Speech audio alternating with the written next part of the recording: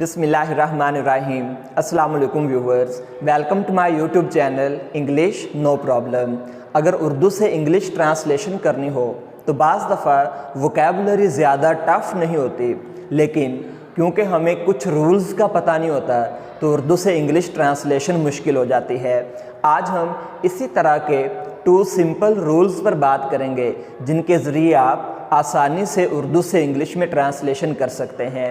For example, भागते भागते वो थक गया, तो मे बी स्टूडेंट्स इस तरह से तर्जुमा कर सकते हैं, रनिंग रनिंग ही टायर्ड, या रोते रोते बच्चा सो गया, weeping weeping the child slapped. दरअसल ज़्यादातर स्टूडेंट्स अल्फाज को देखकर उसके मुताबिक तर्जुमा करते हैं। ऐसा करना रॉन्ग है। पहले हम सेंस देखते हैं।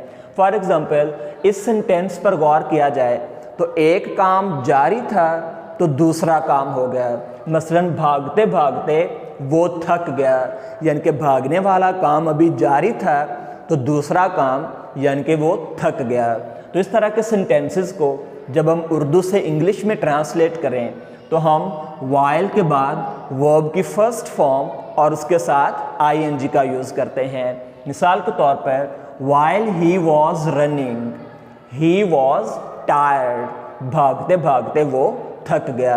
इसी तरह रोते रोते बच्चा सो गया, while weeping the child slapped. Next अगर हम देखें, ख्वाह वो जितनी भी मेहनत कर ले कामयाब नहीं हो सकता, या वो कितना भी कमज़ोर क्यों ना हो इम्तिहान में ज़रूर शामिल होगा। अगर इस तरह के सेंटेंसेस आ जाएं जिनमें ख्वाह का जिक्र आ जाए या वो कितना भी, इस तरह के सेंटेंसेस को ट्रांसलेट करने के लिए हम हाउएवर का यूज़ करते हैं। और हाउएवर का यूज़ जब करें तो हम इन्हें इकट्ठा ही लिखेंगे, अलग अलग हाउ और एवर राइट नहीं करेंगे।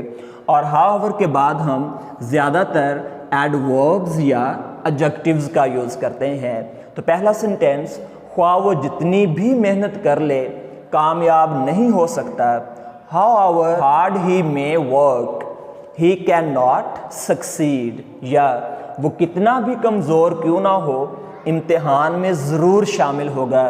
However weak he may be he shall sit for examination.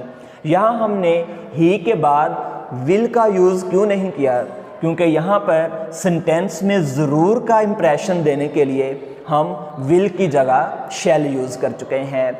आज के लेक्चर में हमने डिस्कस किया कि अगर एक काम जारी हो और उसके बाद दूसरा हो जाए तो हम वाइल के बाद वर्ब की फर्स्ट फॉर्म और आईएनजी का यूज़ करते हैं।